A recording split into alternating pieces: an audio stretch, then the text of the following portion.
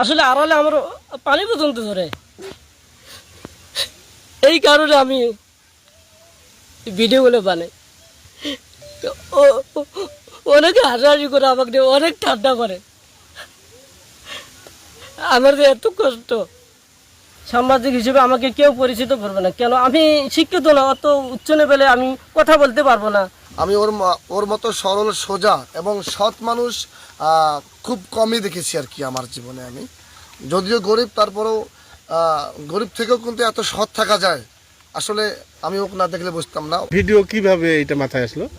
মাথায় আসলো স্যার, আমার পরিবার অনেক ছোট পরিবার, আমার বাড়ি চালা পর্যন্ত নাই। আমার ফুফতো ভাই জমি নিয়ে বাড়ি চালা নিয়ে আছি। আমার বাড়ি চালা, আমার আর্থিক অবস্থা বলতে খুব খারাপ। সেটা তো বললাম, বাড়ি চালা পর্যন্ত নাই, শুধু ভাঙাচুরা ঘর আছে। এই ঘর ধরে ভেঙে যায়, আমি তো একটা ঘর দেবো, সেটা আসলে স্যার আমার অসম্ভব।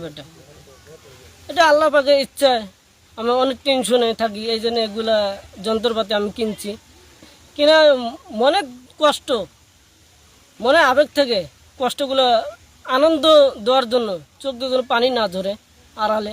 আসলে আড়ালে আমার পানি পর্যন্ত ধরে। এই কারণে আমি ভিডিওগুলো বানাই। তো অনেকে হাসাহাসি করে, আমাকে নিয়ে অনেক ঠান্ডা করে।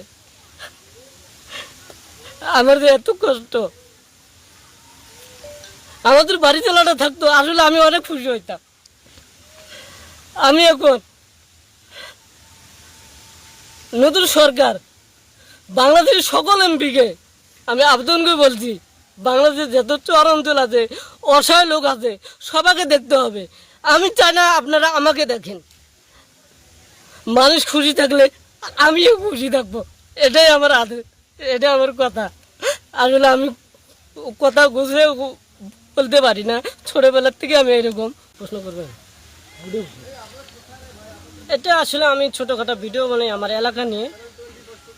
আমি চাচ্ছি বাংলাদেশের প্রতিটা চর এলাকায় যত ভাঙাচুরা রাস্তাঘাট আছে, এখানে তো কেউ আসে না, সাংবাদিক এখানে আসে না। এই কারণে আমি তো উল্লেখ করতে পারি, আমার ভিডিও দেখাতে যেন আমার ভিডিও ভাইরাল হয়, নতুন সরকার শোনে, নতুন এমপি, যতগুলো এমপি আছে বাংলাদেশ সবাই শোনে, সবাই যেন জোট করে এখানে সাংবাদিকগুলো পাড়ে দেয় চর অঞ্চলগুলা, যখন চর অঞ্চলগুলো এগিয়ে যায়, যখন উঁচু রাস্তা হয়, এই জন্য পাকা রাস্তা হয়। কিন্তু এটা আমার স্বপ্ন। এই যে আপনাকে নিয়ে যে অনেক ট্রোল হচ্ছে, হ্যাঁ, হাসাহাসি, এটা নিয়ে কি বলেন? হাসাহাসি না, আমিও হাসি। কেন না, আমি মনে করি আমার স্বপ্ন ইনশাআল্লাহ পূরণ হতে চলবে আর কি। আবার অনেকে পজিটিভ ভাবে